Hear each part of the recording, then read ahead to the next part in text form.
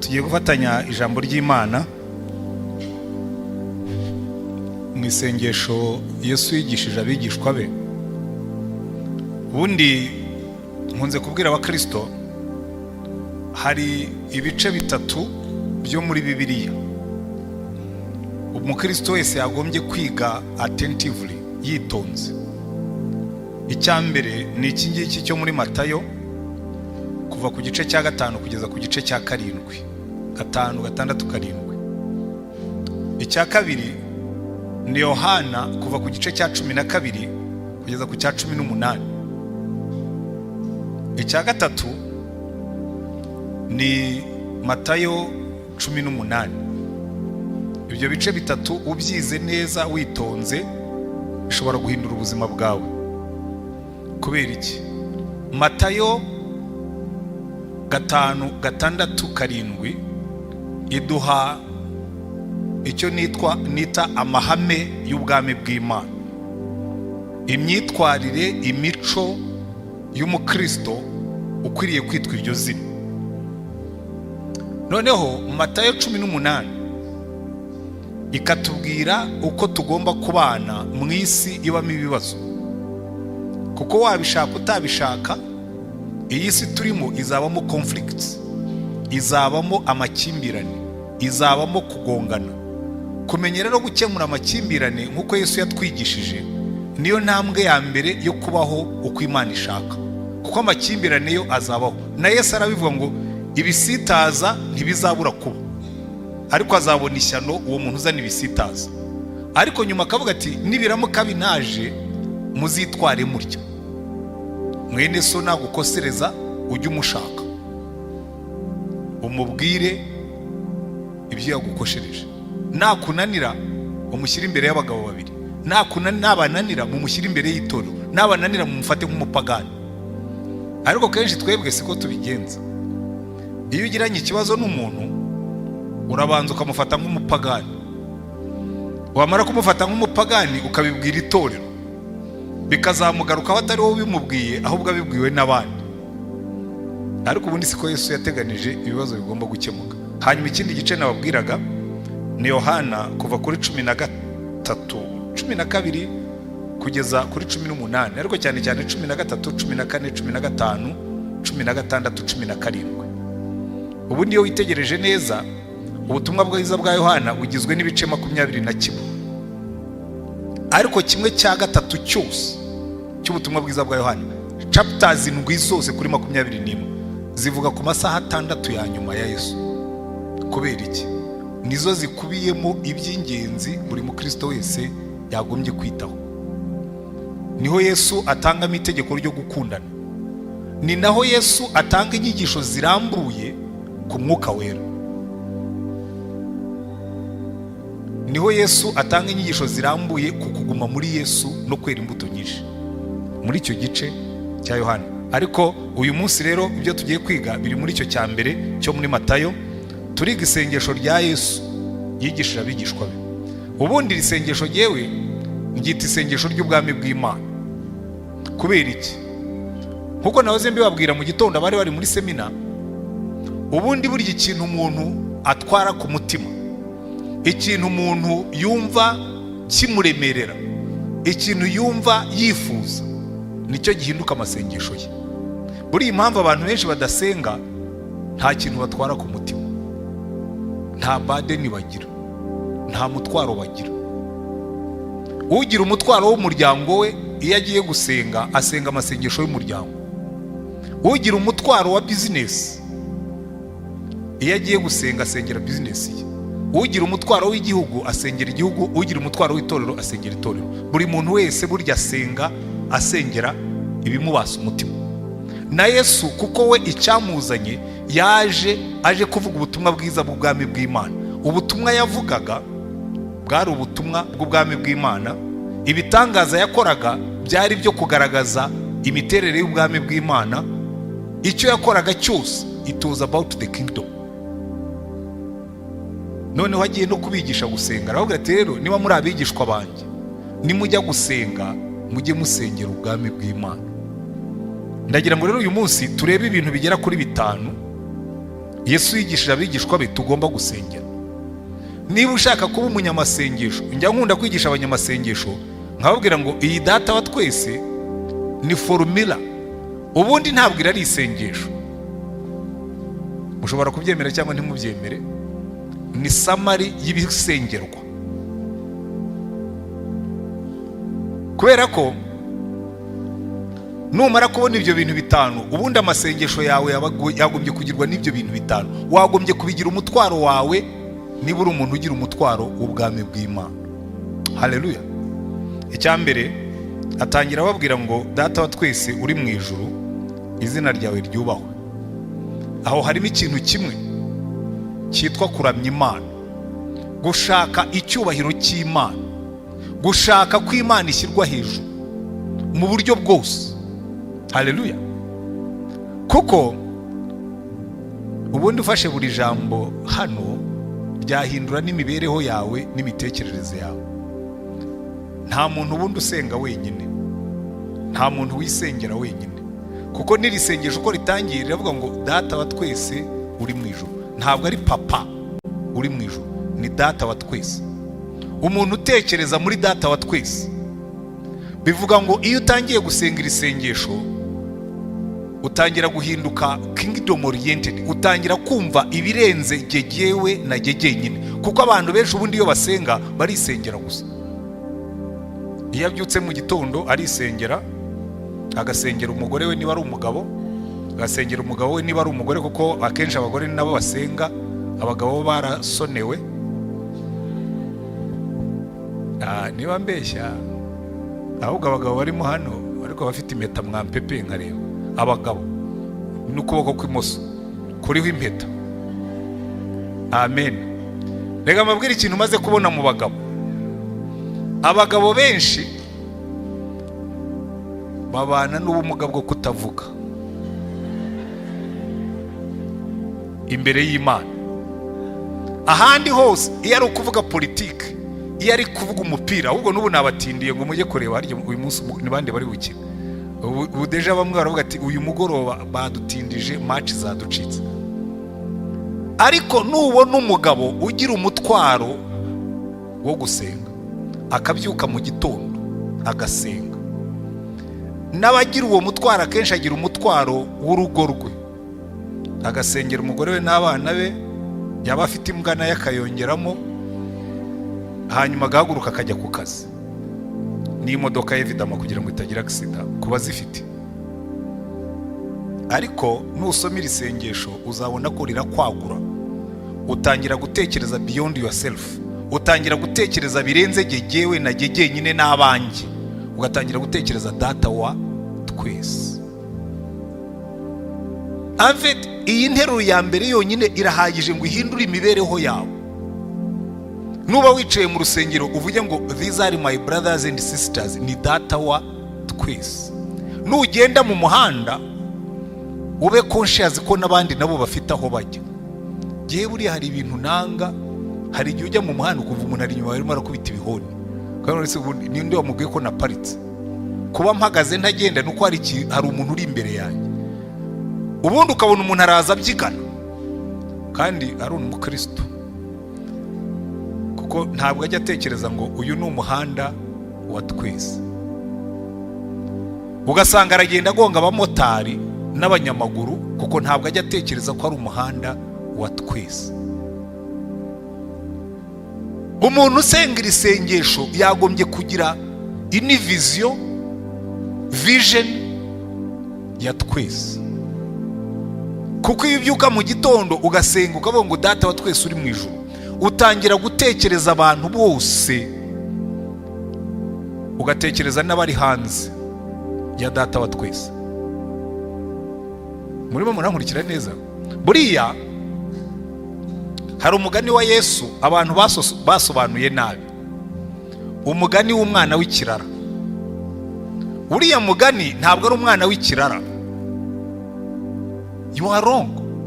The focus ya Yesu ntabwo iri kuri uriya mwana w'ikirara, iri kuri wa mwana.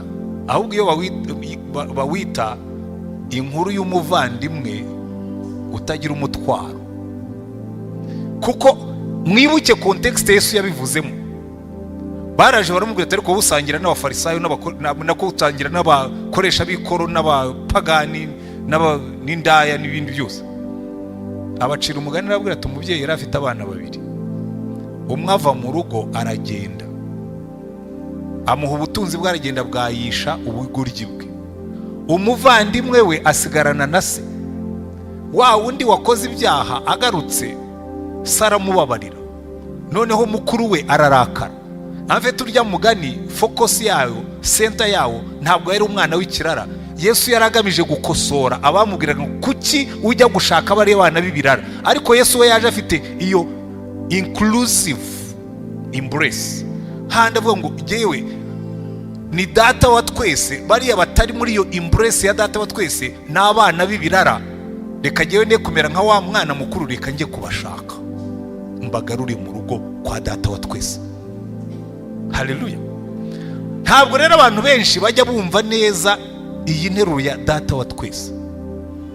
Niyo mpamvu nababwiraga ntubundi iyo ufite iyo mitekerereze ya data wa twese, you become generous. Ubu muntu wagutse, ubu muntu ibyo ubonye wibuka yuko hari n'abandi babaho.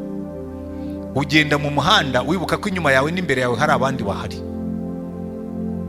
Ibyo ukora byose wibuka yuko we are one, data wa twese. Haleluya. Noneho reka nihute, icyo cyari cya mbere, data wa twese uri mu ijuru, izina ryawe ryubahwe. Iyo ni worship. Buriya rero worship, kuramya Imana ni part of the kingdom. Kuko kuramya Imana ibindi byose dukora, nawe ndabona byanyu birasobanutse. Ntabwo muri abangilikani twebwe, ndabona korali ijya hari ikaririmbira. Twebwe rero iwacu hariya hirya aho bita kuri aritari, ni ahantu hari sacred, ni aha pastori n'Imana. Abandi bose korali, iwacu rero twubatse urusengero runini koko. Noneho rero abantu bagatera ko se iriya aritari ko mutashyizemo aho korali izagirira imbere hariya mu nguni. Abana rero iza aritari z'ibigirwamana yewe ntabwo nzemera, kuko korali ijya kuririmbira mu nguni ibihunga iki hano kuri center. Ninde wabwiye ko Imana yicara kuri aritari mugatinya kuyisitaraho? Jewe ndi umwana w'Imana, ntabwo ndi murumuna wayo. Ntabwo ndi murumuna. Hari igihe usanga pastori yaribeshye yuko ari murumuna w'Imana. Twebwe turi abana b'Imana, meaning ni data wa twese. Ushobora kuba ndi ntabwo ndi petit frère w'Imana. Mwambwiye ngo amen ariko. I'm not the younger brother to God. So bivuga ngo pastor usanga nyine yarabaye akantu kakandi kamana. Noneho rero uriya indi mirimo yose dukora izarangirira hano ku isi. Umwe wonyine ni uzakomeza mu ijuru. Tuzaririmba.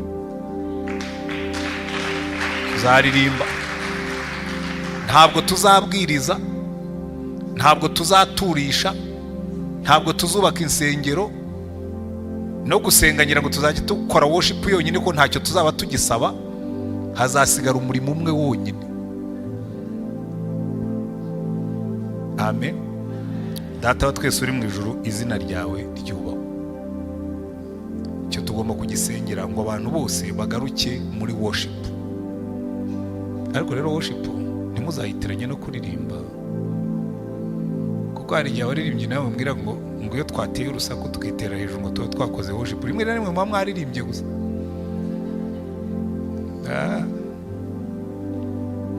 Kuko worship ntabwo ari indirimbo. Worship it's a heart.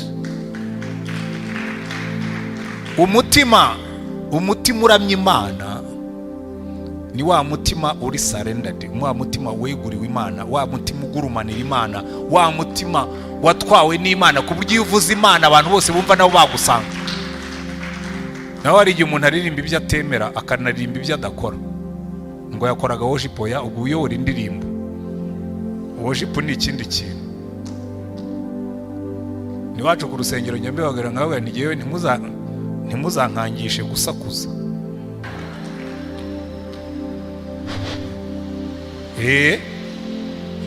Ariko umunsi uzaramya Imana abantu bakikubita hasi bakavuga ngo yes. Reka mbabwire, worship igomba kuba transformative. Haleluya.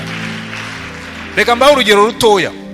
Umumarayika umwe gusa yaraje aza mu rusengero bahetse Imana n'abandi bamarayika bagenzi be abakerubi, ngo bari bafite amababa 6 amwe yatwikiraga mu maso ngo batareba Imana kuko irubashywe cyane, andi atwikiriye ibirenge kuko aho tugenda tuba twanduye, andi akora imirimo ayagurukisha.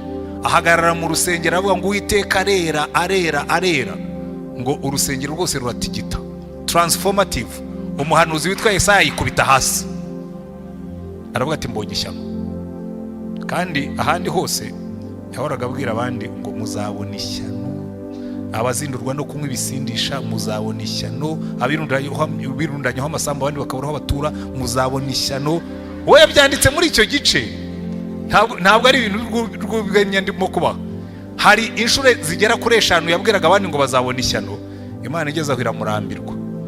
Aka kagabo ko babwira abandi ngo bazabona ishyano kazavuga ryari ngo nanjye mbonye ishyano? Reka njye kukwereka. Marayika akubita worship, nta bundi butumwa yumvise. Yikubita hasi ati mbonye ishyano. Ndi umunyaminwa yanduye, ntuye hagati y'abanyaminwa yanduye, kandi mbonye umwami Imana. Ahindurwa na worship. Hari abantu bari bahindurwa na worship yanyu? Mwabihamya? Okay, ndabyemeye ubwo mubimbwiye. Mukomereza aho ngaho. Reka twihute tujye ku cya kabiri ya worship. Ubwami bwawe buze. Ubwami bwawe buze, iki ngiki ni ikintu gikomeye cyane. Tuba turimo gusengera ivuga butumwa. Tuba turimo gusenga ngo abanyabyaha bahinduke. Tuba turimo gusenga ngo imiyoborere ihinduke. Tuba turimo gusenga ngo n'imvura zangiza zihinduke. Tuba turimo gusenga ngo ibintu byose bidatunganye bihinduke. Ubwami bwawe buze. Kuko iyo ubwami bw'Imana buje, na worship ijya ku murongo, n'imibereho ihita itungana, n'imibanire ihita itungana. Hari igihe abana, reka mbaho urugero, hari igihe abana baba bateye amahane mu rugo, bagatera amahane. Kera nkifite utwana dutoya nibwo kuko iwanjye habaga abana benshi. Iyo bumvaga imodoka yanjye itungutse, everybody behaved. Ubwami bwanjye bwabaga buhageze. Bakavuga ati paparaje, abarwanaga batonganaga bose bikajya ku murongo. Muzitegereze niko bigenda muri Bibiliya. Iyo ubwami bw'Imana bwaje, ibintu byose bihita bijya ku murongo. Buri icyo twagombye kugiraho umutwaro nukuzana ubwami bw'Imana kuruta kubaka insengero nini gusa. Nyamibwira abakristo wacu ngaho mwihangana urusengero ni rwuzura, mugiye kubona izindi mpinduka. Ngo nta kindi tuzaba dushigaje imbere kuko urusengero turarufite. Nzabohereza mu gukora ubwami, gushaka ubwami bw'Imana. Mujye kunshakira biriya birara bigaruke kwa data. Ubwami bw'Imana buze. Mujye kunshakira bariya bapfakazi n'imfubyi tubafashe bamenye ko ubwami bw'Imana bwaje. Mujye kunshakira, mbese ubwami bw'Imana buze. Iyo utangiye kubisengera ugomba no gushaka uburyo ubikora. Kuko mu gitondo twarebaga ibimenyetso by'ubwami bw'Imana. Iyo uvuze ngo ubwami bwawe buze, ugomba gukora uko ushoboye ibyo ngibyo bikaza. Umva, ntimuzasengera isengesho mugiye kwicarira hano gusa mukagumaho. Kera muri za 35 habaye revival mu Rwanda. Muzumva indirimbo barimbaga muri revival, zari indirimbo z'ubwami bwawe buze. Zari indirimbo zivuga ngo uzaza ryari mucunguzi. Zari indirimbo zivuga ngo tugende mu misozi tubabwire ibya Yesu, ngo nabo bakizwe be kujya mu muriro. Tugende mu misozi tubabwire ibya Yesu, maze nabo bakizwe be kujya mu muriro. Ariko twakoze remix, ntabwo ibyo ariko bikimeze.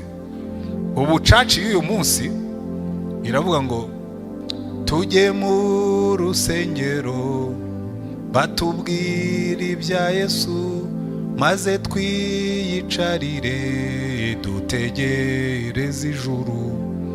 iyo ni remix rero ya modern church. Dusigaye twishimira insengero nziza zitatse neza, ziri soundproofed, zifite na ventilateur, zifite na haut-parleur, zifite n'ibindi, ariko nta burden y'abarimbuka. Ubwami bwawe buze. Umva poso, nabonye wewe warazamutse, ntabwo ukiri pastor nkanjye.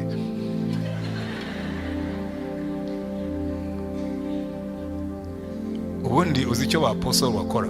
Bohereza abantu hanze kuzana abantu mu bwami bw'Imana.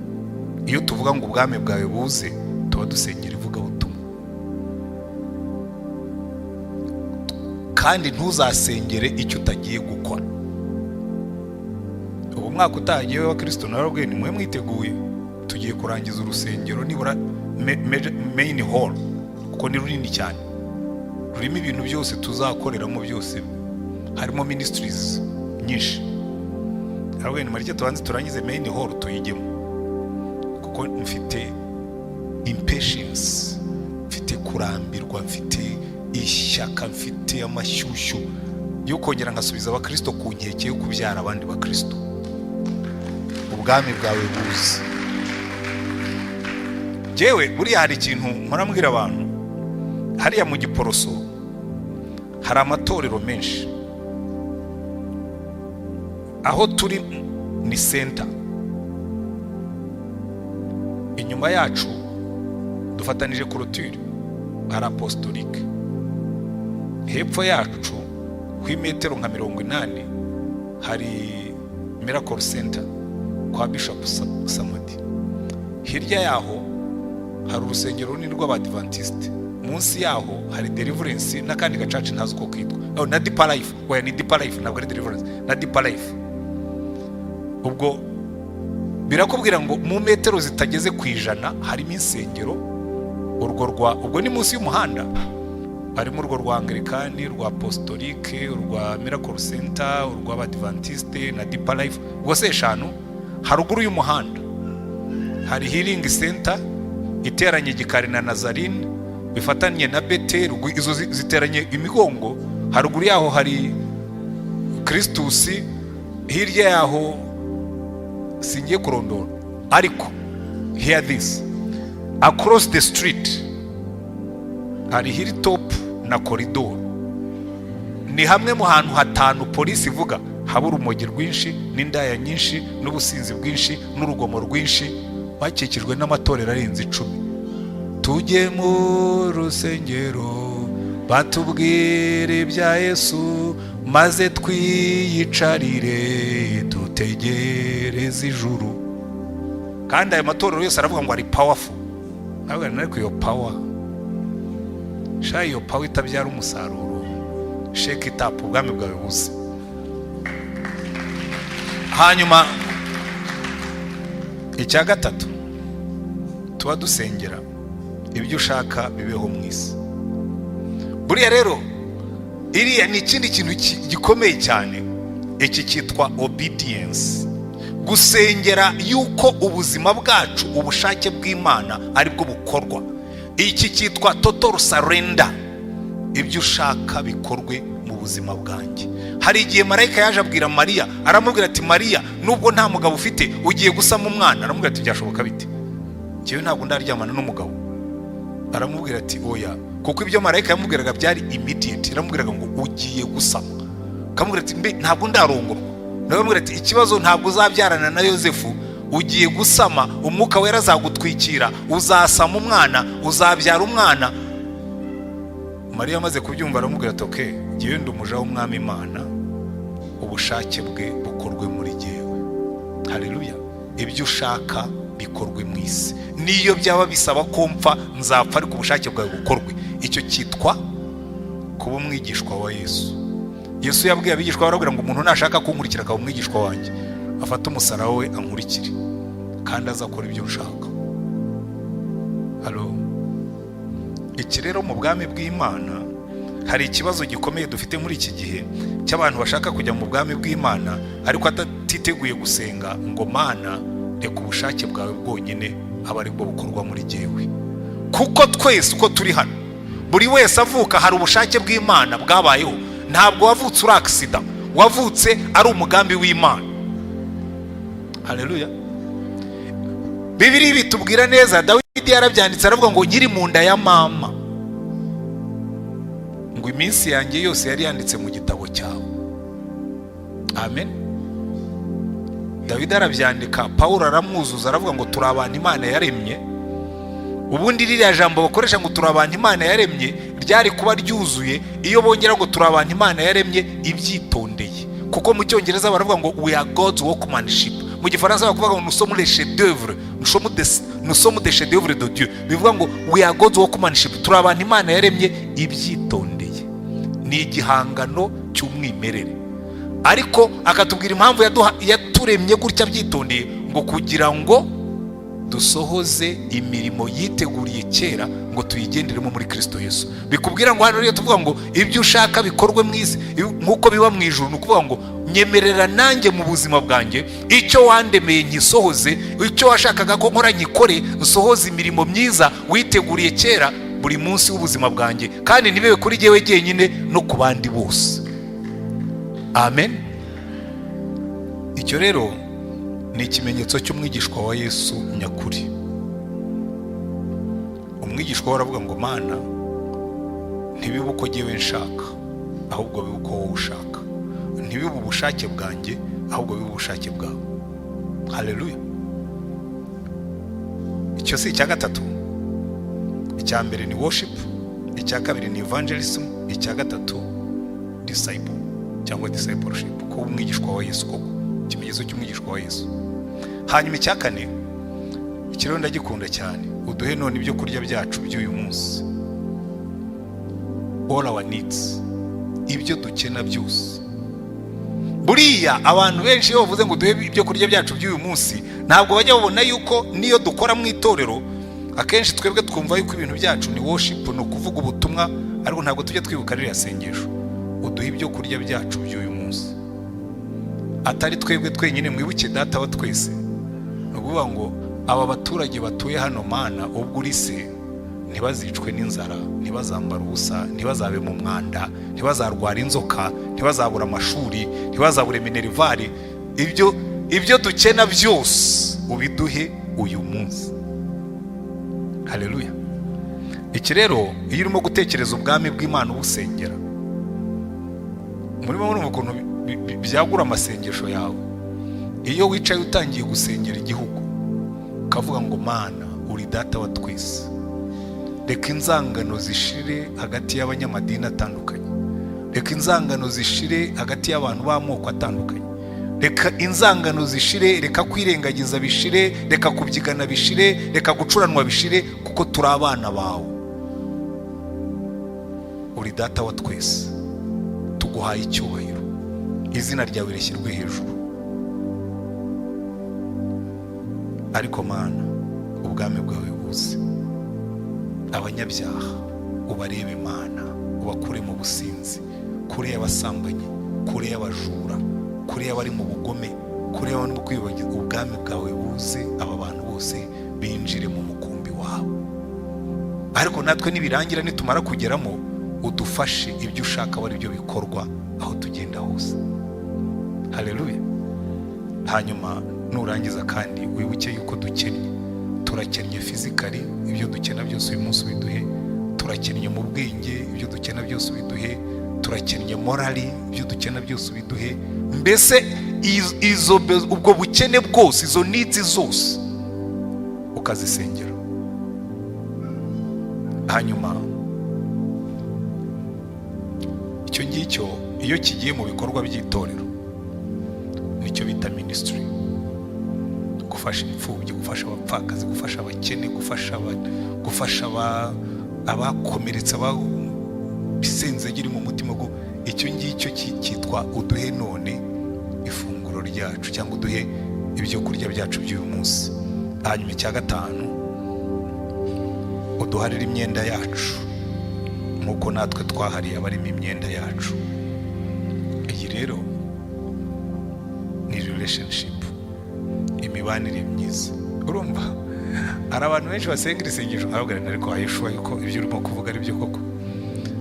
ubu twese twicaye hano, ubwo Imana ngo ngiye kureba mu buzima bwanjye umbabarire ibyaha byanjye nkuko nababariye abampemukiye. Nzi neza ko hano hari benshi bahita bavamo. Imana ikavuga iti rero ubwo ari uko wasenze wowe wiviremo, ko hari abantu udashobora kubabarira. Hari abana bananiwe kubabarira ababyeyi, hari ababyeyi bananiwe kubabarira abana, hari abavandimwe bananiwe kubabarira abavandimwe, hari abana bari bananiwe kubabarirana. Ariko hano turasenga ngo utubabarire ibyaha byacu cyangwa uduharire imyenda yacu kuko natwe twahariye abarimo imyenda yacu. Iki rero ugishyize mu mirimo y'itorero, iki cyitwa reconciliation cyangwa cyitwa fellowship. Nidushyira muri ya mvugo ya Rick Warren 5 purposes, iyi ni fellowship.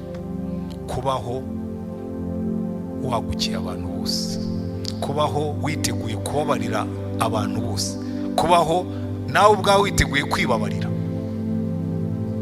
Tubabarira ibyaha byacu, hanyuma tukibuka yuko icyica ubwami bw'Imana. Ntuduhane mu bitwoshya, ahubwo dukize umubi, kuko ubwami n'ubushobozi n'icyubahiro ari icyawe iteka ryose. Haleluya. Kuko iri sengesho kenshi turaryibagirwa, aka gace turakibagirwa. Iyo twamaze kugeramo imbere tugomba gufensinga out Satani.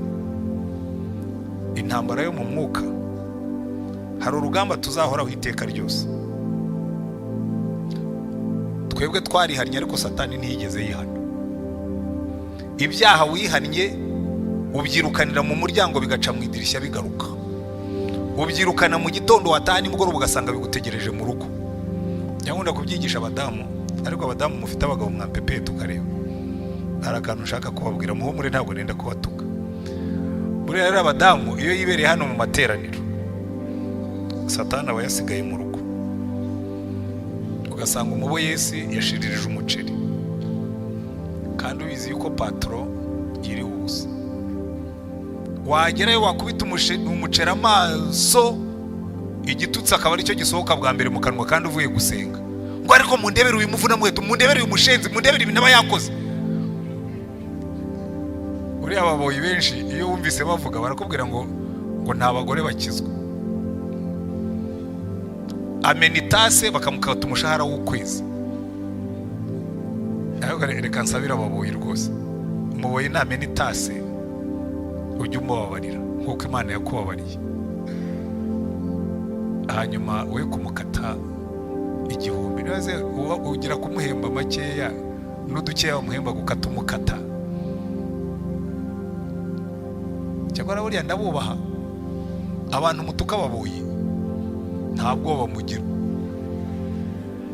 Ariko tekereza umuntu utuka umuntu uteka ibiryo yarangiza akabirya. Buriya abagore batuka baboyi mbashyira muri kategori imwe n'abagabo bakubita abagore. Umugabo akubita umugore yarangiza akamugira uruhande rw'akaryamo. Kandi uyu mugabo usi ikigoryi. Umuntu wamututse urangije umuryamye iruhande, ubwo se agiye akazana nk'akanyundo akakubita mu mutwe, uretse ubugira neza. So icyo ndimo gushaka kubabwira, remember, iyo uri hano urimo gufashwa, Satani abahagaze hari hanze arimo gukukinga something. Iteka ryose ujye uhora witeguye ko Satani ari bukuvane mu buntu bw'Imana. Nagiye mbona abakozi b'Imana benshi bagwa, bagiye mu murimo. Yagiye mu murimo kabisa, arakubitara cyaha, arasengera abantu, arahanura. Yarangiza umukobwa waje kumufasha kumuzanira ibyo kurya bagasambana. Kubera iki? Satani ntawatinya. Na apostle, na prophet, na super whatever, we abari iteka ryose abarimo kuvuga atari kuri umuntu amuturuka he, uri umuntu ashaka kumukoza isoni amuturuka he. Kandi buryo ubugome bwa Satani, iyo amaze kumenya weakness yawe aho iherereye, arakurindira, ntabwo azagukubita ukiri hasi. Oya, Apotre Moses buriya ntabwo uragera aho Satani ashobora kugukubita ngo akubite ikivugo kinini. Oya, azarindira umaze kumenyekana, usigaye uri umukozi w'Imana rurangiranwa, avuga ati this is the moment. Ka kantu yakubitsemo aba ariko akurura. Uzareba abakozi b'Imana benshi bagwa bamaze kugera ahantu twese twari tumaze kubahanga amaso. Kubera iki? Niyo strategy ya Satani. Kera twajyaga tuzirika inkoko, ntabwo muri bubyumva abantu bo mu mujyi. Ibigereranyo byinshi dukoresha na Bibiliya hari aho izagera aho bananire ko mushobora kubyumva. Mutaraziritse inkoko ntabwo ikigereranyo ngiye gukoresha mushobora kucyumva. Iyo twateraga ibishyimbo, kuko inkoko zirya ururabo rw'ibishyimbo, noneho tukazizirika. Ariko ibishyimbo bimaze guterera neza, bimaze kugira imiteja, inkoko tukazizitura, ariko ukazirekeraho ikiziriko kugira ngo ushobore kuyifata iramutse irenze wenda ikajya mu yindi mirimo, zikajya zigenda. Ariko aho washakiraga hose wakandagiraga wa mugozi ugakurura inkoko. Buriya rero na Satani hari igihe akurekura akavuga ati oya mwimurekura burundu, murekere uriya mugozi. Ukaza mu rusengero umugozi wa Satani ukikuriho, abakubonye bakabona uri free, ariko ubusambanyi buracyarimo, kuna amafaranga biracyarimo, umujinya uracyarimo. Yazabona umaze kugera ahantu heza agakandagira umugozi agakurura, babwira ngo wa muririmbyi ngo yateye inda, yayiwarga worship. Byagenze biti? Ngo uzi wa mupastori ngo neza ngo yafashe umukobwa ku ngufu. Uzi wa wundi ngo baramushakisha ngo yibye amafaranga. Ntabwo Satani buri kintu akurura. Niyo mpamvu Yesu yavuze ngo nimusenga mujye mwibuka avuga ngo ntuduhane mu bitwoshya, ahubwo dukize umubi. Mbabarira umuntu wese. Njya numva abakozi b'Imana bavuga ngo twebwe ngo Satani ngo nta nubwo nagomba gushyiraho ikiganza cyose, ngo akangaka gusa ngo ngira gutya. Harasha ugira gutya. Satani ugira gutya. Na Yesu ntiyagize gutya. Yesu yahanganye na Satani kandi yuzuye umwuka, amaze iminsi 40 mu masengesho. Be careful. Ibyo kwirarira kubanziriza kugwa. Nujya gusenga ujye wibuka gusenga ngo Mana uturinde umubi. Haleluya. Kuko Satani aracyahari kandi abahagaze hanze arindiriye uwo yaconshomera. Rero ni isengesho ry'ubwami bw'Imana icyambere, worship. Data wa twese uri mu ijuru, izina ryawe ryubahwe. Wicare wibaze iki kibazo: mu buzima bwanjye nubahisha Imana nte? Uretse kuba uzwi mu rusengero, izina ry'Imana rirubahwa ku bwawe cyangwa riratukwa? Buriya hanze hari igihe dutukisha izina ry'Imana twanabishyize mu burokore. Nigeze kujya ahantu mbona umugabo rwose yari very dynamic, abwira abantu ubutumwa bose agira yutagira gute. Umuntu azagonga atari ko mashati mwagiye mutubwirira ababene wanyu bakavana igikabya mu kazi. Atuye umuntu mu manyanga yose abahangaha abarimo, mu bantu bagira amahane bari insociable abamo. Atari ku iteka ryose abarimo kutubwira mwakwakiriye Yesu, mwakiriye Yesu. Ati ko tubona ntacyo yamuhinduyeho, twebwe tuzaba tuje ngo tumarire iki? Uzamubwira abanza ahinduke, nitubona reflecting Yesu wenda bizadukurura. Izina ryawe ryubahwe. Izina ry'Imana rirubahwa ku bwawe cyangwa riratukwa? Kuko buriya hari abantu benshi batazasoma Bibiliya, ariko buri munsi basoma ubuzima bwawe. Turi inzandiko zisomwa mu ngo zacu, turi inzandiko zisomwa aho dukora, turi inzandiko zisomwa mu muhanda iyo tugenda, turi inzandiko zisomwa. Rundi abamotari babiri baragonganye, ariko kubera ko bashakaga impamvu baravuga ngo nigiye ubagonze. Ndagenda mpagarara hirya, sinanirukanga kubundi abo niyo bagonze bariruka. Umukuru wabo araza ati ugonze abantu hariya muri rompuwe. Ndamubwira numva imodoka ngiye ngaho yizenguruke. Uretse ko bangwiriye ariko sinabagonze. Inyuma hari ahantu ihembe rya moto ryari yaciyeho akarongo namwese namugongesheje inyuma, arahagarara bireba ngo urabizi ngo nibyo, aragenda. Ngomba guhagarara kuko ndi umupasitori. Iyo mba narabikoze mba narabimwemerera nkabwira rwose ngize ibyago ndagonga ushake statement, kuko icyubahiro cy'Imana kigenda ugenda hose. N'abatwara imodoka ujye wibuka yuko abakubona uko utwara habamo icyubahiro cy'Imana. Nujya mu iduka nuparika ahantu bakakwishyuza, jya wishyura niyo baba bakurenganije, kuko harimo icyubahiro cy'Imana. Buri kintu cyose uzajya ukora ujye wibuka ngo mu gitondo nasenzera avuga ngo data wa twese uri mu ijuru, izina ryawe ryubahwe. Muri bari abana bishyuza, umwana umwe yigeze kuza arambwira ati wambabariye ati amafaranga sinyandike atari kukayama. Ndamureba ndabona ni ndi umubyeyi mfite n'abuzukuru, ni ntabwo nagufasha kwiba amafaranga 100, ni ishyira muri system mu 100 nindangiza mwihera yanjye nawe. Aranyima ishyira mu ndangije mu 1000, ndamubwira aya ngaya ni gihe uyaguhaye udakoze ibyaha, ni kuko ndi umupasitori. Nkufashije kwiba ntabwo nawe ndi umupasitori, ariko kubera ko kugira ngo ubushaka 100 nuko ari ikintu ukeneye, reka nkuharenzeho kandi ugende umutima wawe nta byaha birimo. Menya ngo aho ujya hose ntibazakubone mu manyanga, izina ry'umwami Imana ryubahwe. Haleluya. Ubwami bwawe buze. Iyi si yuzuye abantu bakeneye kubona Imana nk'umwami wabo. Senga ngo abanyabyaha bihane, ibyo ushaka bibeho mu isi. Ubuzima bwawe bushyire ku gicaniro, uba umuntu usohoza imigambi y'Imana, kuko buri munsi usenga ngo ibyo ushaka bikorwe mu buzima bwanjye no mu bw'abandi. Uduhe none ibyo dukena byose, uduhe kubabarirana, nanjye mbabarira abandi nk'uko mbabarira. Nurangiza, iyo tumaze kwinjiramo tumeze neza, uravuga ngo dukingira urugi uturinde umubi. Haleluya.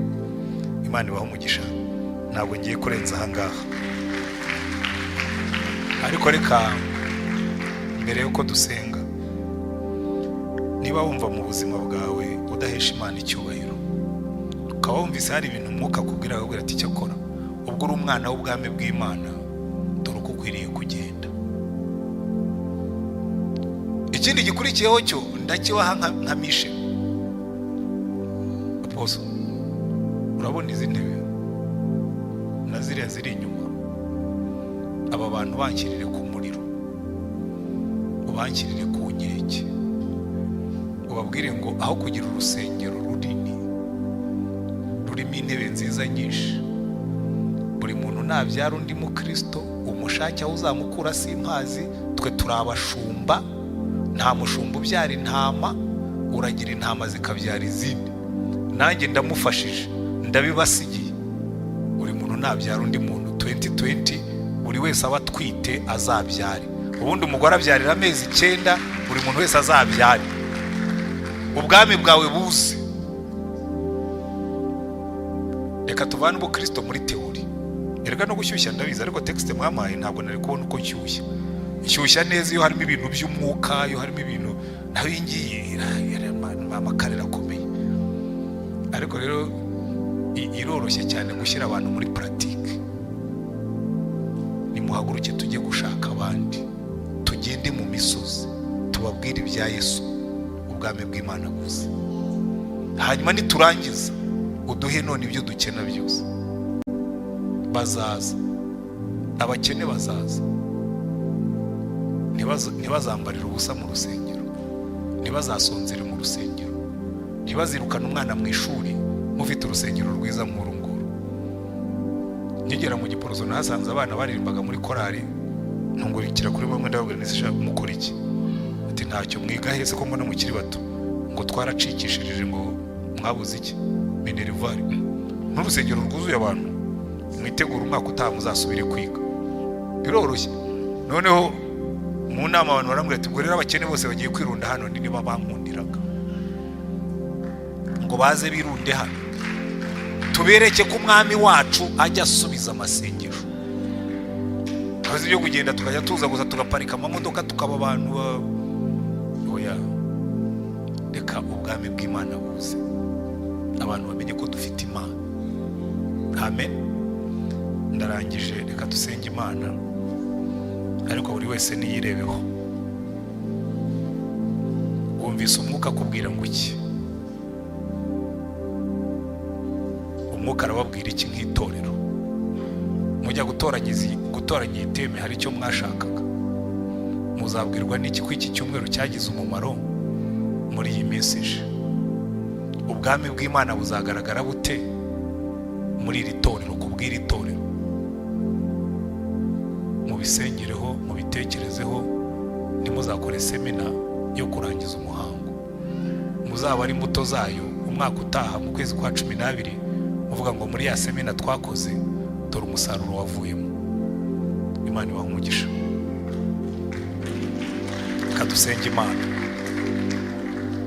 Kandi ibi byose umwami Yesu yigishira abigishwa be arangije, arababwira ngo kandi nimuve i Yerusalemu mutegerereze mu murwa kugeza igihe data azabaha ibyo yasezeranije byose, muzahabwa imbaraga umwuka wera nabazaho.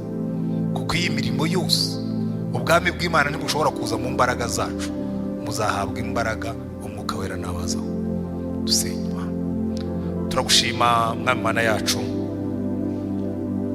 duhagaze imbere yawe uyu mugoroba tuzirikana iyi framework waduhaye yo gusengeraho. Natwe tuvuga ngo Mana data wa twese, izina ryawe ryubahwe. Genderera buri muntu wese wicaye muri uru rusengero, urondora umutima we, ibyo ajya yibwira byose, uburyo ajya avugana n'abandi, uburyo ajya atekereza, uburyo ajya akora. Izina ryawe ryubahwe.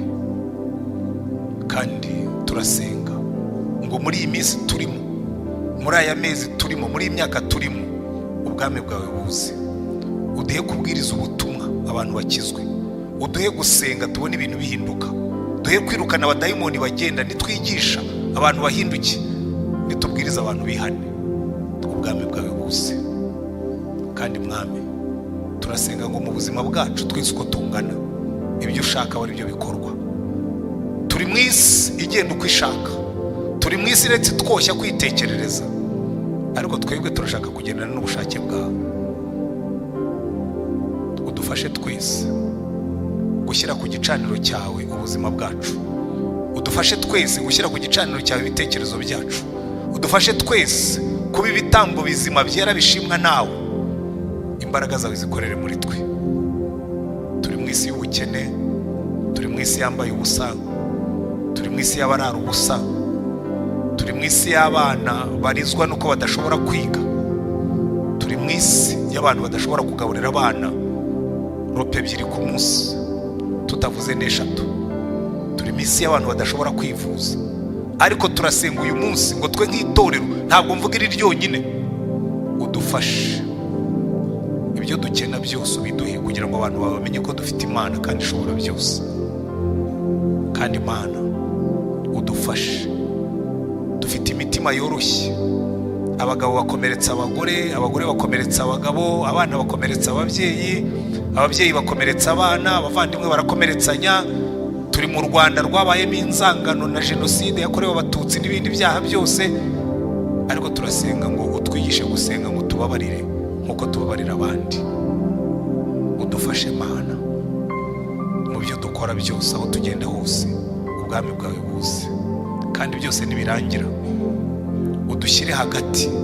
Satani yaravuze ngo Yobu ngo waramuzitiye, ngo you fenced him in, ngo waramuzitiye nkuko umuntu ashyira uruzitiro ku rugo, ngo ku buryo ntawe umwegera. Natwe abari kutugenzereza, utuzitire, uturinde umubi, turinde Satani n'ibyo adushukisha byose, uturinde imitego adutega tudashobora kubona. Uduha amaso areba, uduha amatwi yumva, uduhe kubona beyond the appearances of people and things. Twe kugwa mu mitego ya Satani. Ahasigaye Imana, icyubahiro kibi cyawe, izina ryawe ryubahwe, kuko ubwami n'ubushobozi n'icyubahiro ari ibyawe iteka ryose, mu izina rya umwami wacu Yesu Kirisito. Amen. Imana ibahe umugisha. Jewe narangije.